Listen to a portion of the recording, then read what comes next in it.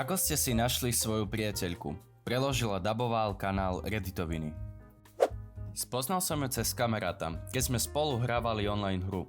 Jej kolega sa k nám pridal a nakoniec sme sa všetci stali dobrou partiou. Časom mi priznala, že má na mňa crush.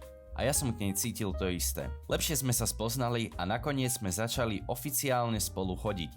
Na konci budúceho mesiaca to budú už 2 roky, čo sme spolu. Prišla do môjho baru a nalial som jej pohár červeného. Hudba bola taká hlasná, že ma nepočula. Keď som sa jej pýtal, že či by so mnou niekedy nezašla na kávu. Namiesto toho mi z plného hrdla zakričala do tváre. Strašne rada by som si s tebou zahrala golf. Ja som spanikaril, lebo čo to do čerta bolo?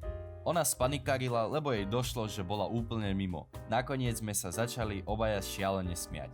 Nasledujúci víkend sme išli na prvé rande. 3-hodinovú prechádzku popri krásnej rieke a chodníku. Druhé rande? Skok padáko. Sme spolu už 11 rokov, z toho 7 rokov sme manželia. Stále sa snažím. Vždy si ma našli. Nikdy som nebol dobrý v aktívnom hľadaní vzťahov.